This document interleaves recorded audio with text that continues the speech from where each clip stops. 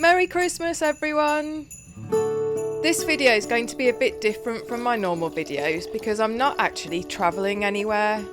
I've decided to do a Q&A video because I've never done one before.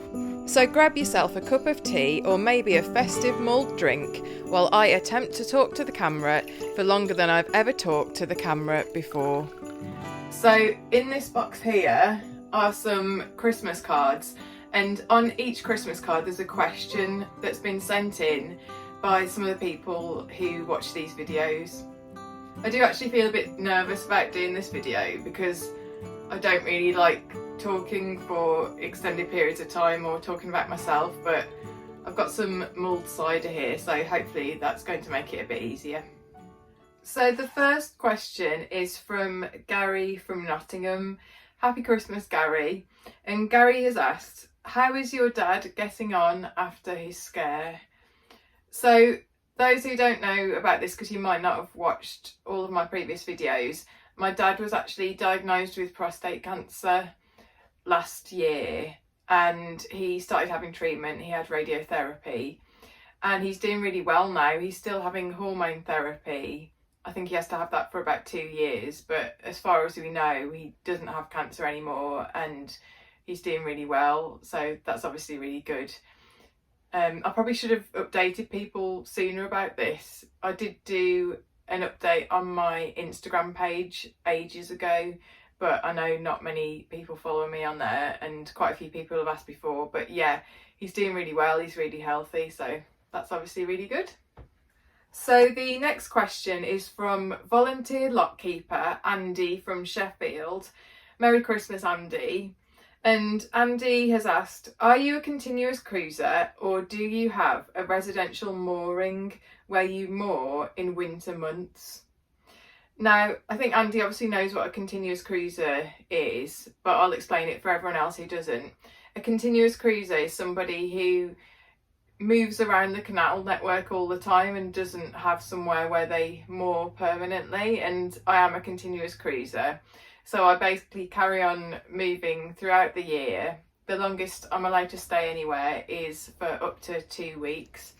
Some people do get winter moorings because moving the boat in winter can be a bit tough just because, you know, it's cold and it's rainy and it's windy, so it's not very nice. But I don't get a winter mooring. I prefer just to carry on moving the boat basically. So the next question, do you know what, I'm gonna have some more mulled cider already.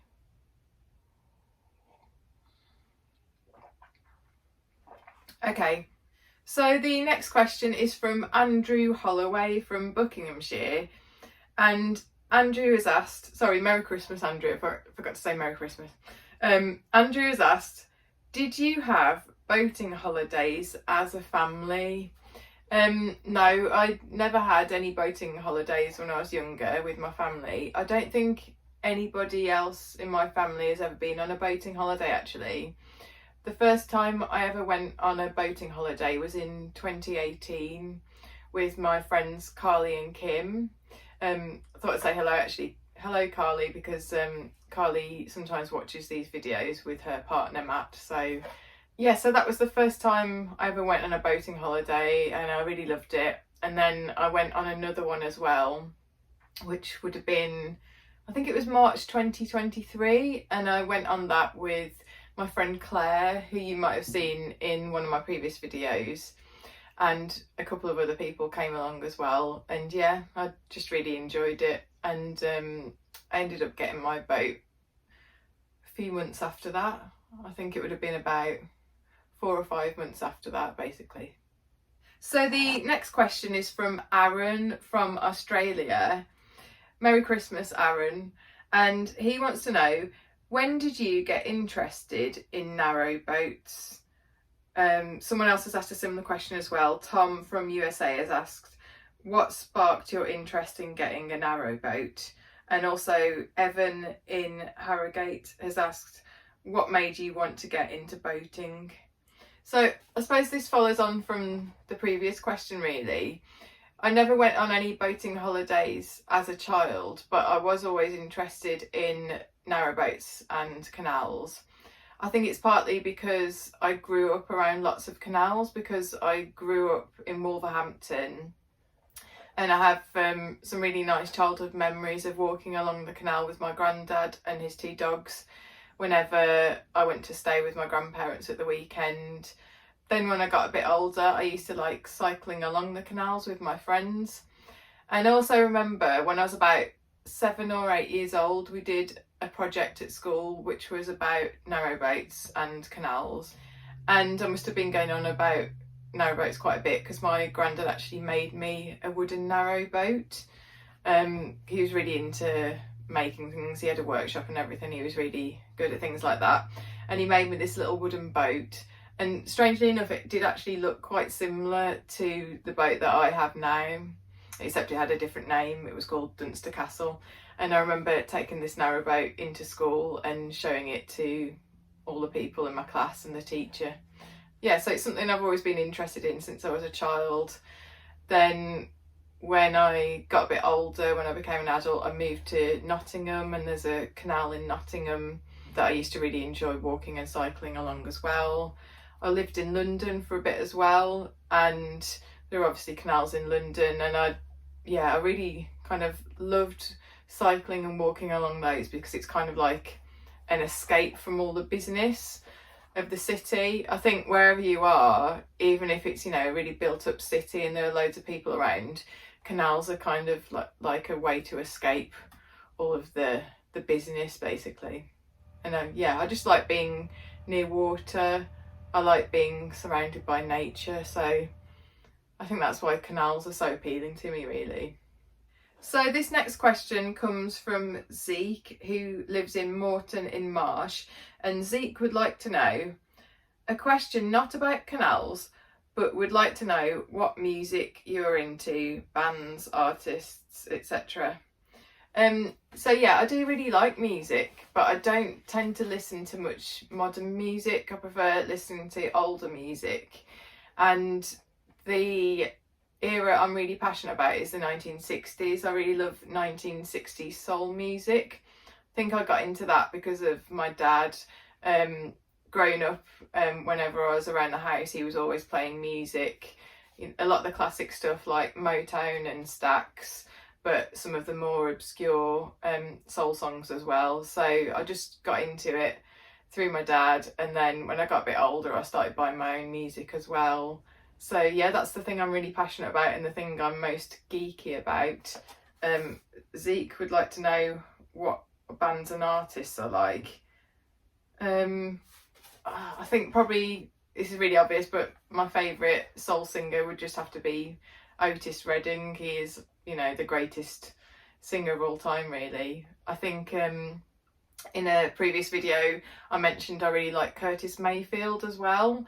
I don't like him so much as a singer, but I think he was a really, really amazing songwriter. He was in a group in the 1960s called The Impressions, and he wrote some amazing songs when he was in The Impressions, and he wrote some really great songs for other artists as well in Chicago, where he was based.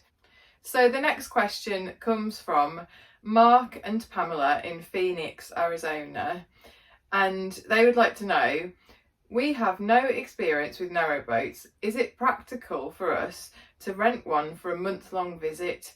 If so, can you recommend an area to explore? Yeah, I think it's definitely practical for you to come over and rent a narrowboat. Maybe not for a month. I mean, you could do it for a month, but it is quite expensive to rent a narrowboat.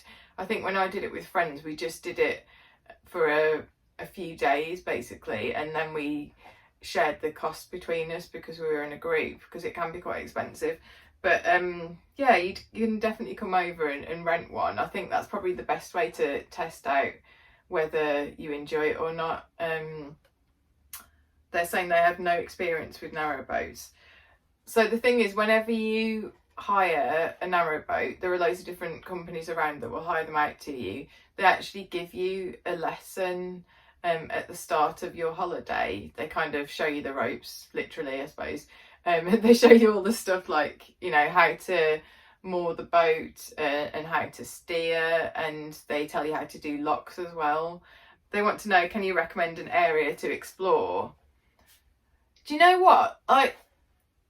The canal network is so massive across England and Wales, and there are some canals up in Scotland as well, although they're actually separate from the ones in England and Wales. They don't link up with it. So it's hard for me to recommend where to explore, really. I would say just find a hire company. I don't want to recommend any particular ones because I don't want this to be an advert, but there are some hire companies that have boats all across the network, and kind of look through their brochures and just see if there's anywhere you fancy, really. I mean, most places are really nice. I would avoid cities myself. I think it's better to go around more countryside areas. It tends to be quieter there as well.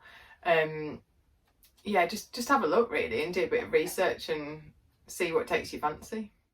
So the next question has come from Matthew Carruthers. I'm not sure where he is, but Merry Christmas, Matthew. Also, if I've forgotten to say Merry Christmas to people, I'm really sorry. Sorry, I don't think I said it to the previous people, but yeah, there we go.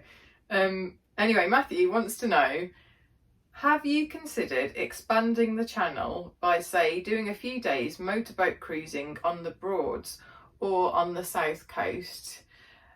I have actually thought about doing a video on the Norfolk Broads, and the main reason I want to do that is because okay, I don't know if people in other countries will have heard of this, but there's a TV programme here in England called I'm Alan Partridge, and it's about a local radio presenter who's played by Steve Coogan, the actor and comedian. And there's an episode of I'm Alan Partridge where he does a promotional video for Hamilton's Water Breaks, which is basically a business that hires boats out on the Norfolk Broads. So my idea is to do a video which is kind of like a tribute to that episode of Alan Partridge. He gets I remember he really angers some local farmers as well, so you know, maybe I'll have to try and anger some local farmers somehow, or maybe not. But yeah, yeah, I do fancy doing that. One day I'll do that, I think.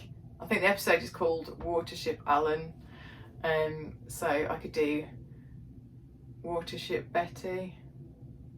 So the next question is, what do you do for a living? And absolutely loads of people have asked me this question, including Tom from Missouri, Lawrence Biggs, John from Australia, Nick Lemming, the Yummy Mummy channel, and also Andrew from Mid-Sussex. Merry Christmas to all of you, and thanks for your question. I'm going to have to be really boring now and say, unfortunately, I can't actually say what I do for a living because of the nature of what I do. In fact, when I started making these videos, I had to do a declaration at work, and I said that I wouldn't link the channel with my job in any way or talk about my job. So yeah, I'm really sorry. People ask me this question all the time, and I always have to say, I'm sorry, I can't tell you what I do. This probably makes my job sound more exciting than it really is. I don't work for MI5 or anything like that, or do I? So the next question is from Gordon from Queensland in Australia. Merry Christmas, Gordon. And Gordon would like to know, do any of the canals sometimes freeze over and or make the lock mechanisms difficult to operate because of ice? So yeah, the canals do freeze over because it does get quite cold here in winter. It's normally just for a few days at a time rather than extended periods of weeks or anything like that. I normally avoid moving the boat when the canal is frozen because I think it can damage the blacking on the boat. There's like a protective coating on the hull of the boat which is called blacking, and if you move your boat through the water when it's icy, then I think the ice can kind of cause the blacking to come off, and then the hull is more likely to rust. So yeah, when it freezes, when the canal's all icy, I just kind of stay put basically. So I've never tried to do a lock when it's frozen, so I don't really know the answer to the second part of the question there, because I've never tried to do a lock mechanism when it's frozen, so yeah, I'm not sure what would happen really.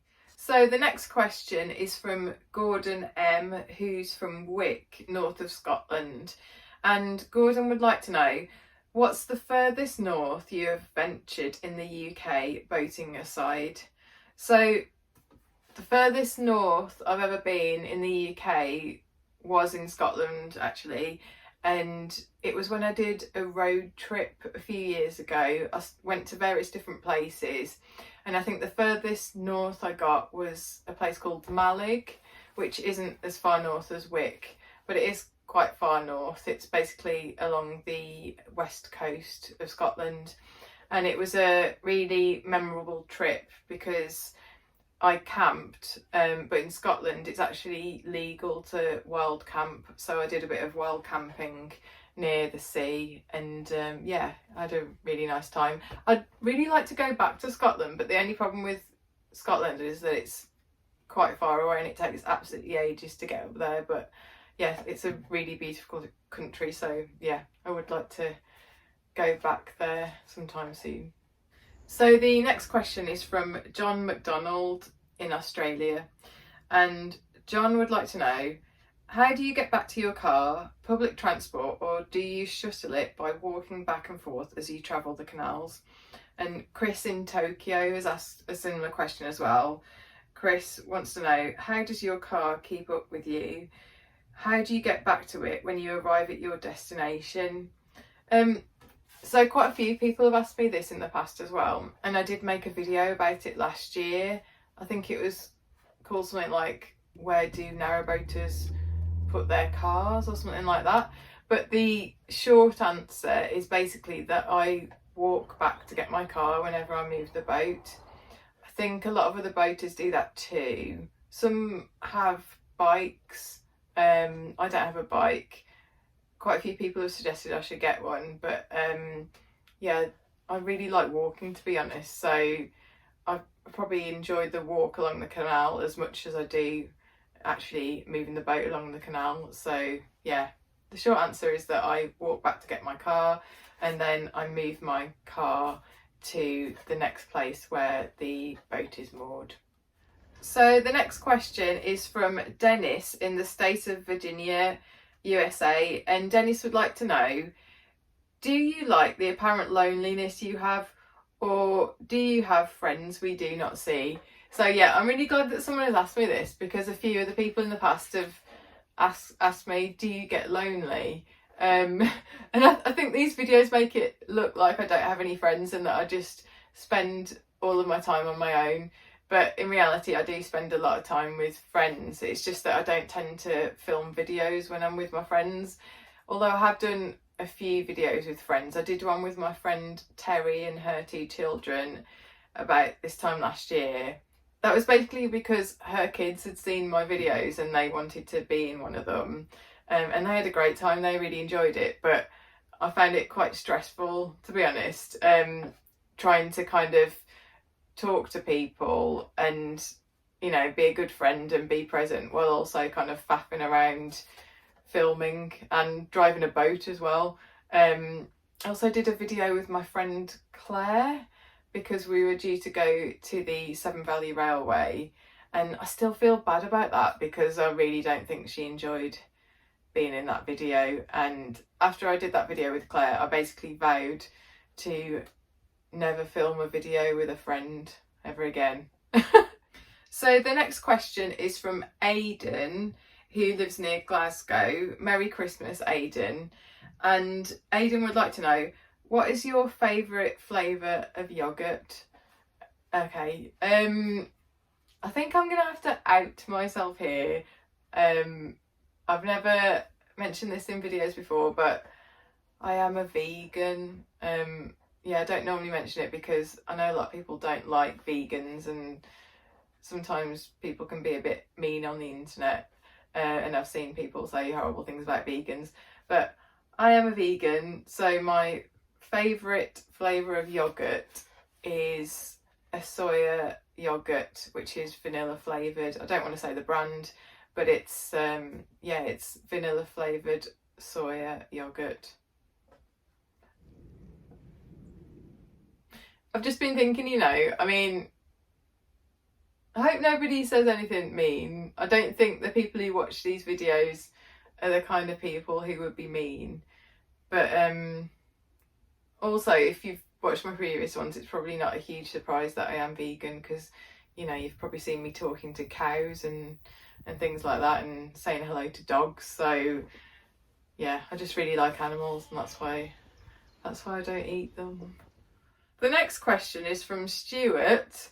Merry Christmas, Stuart. And Stuart would like to know, what do you do with all the stuff from your bog?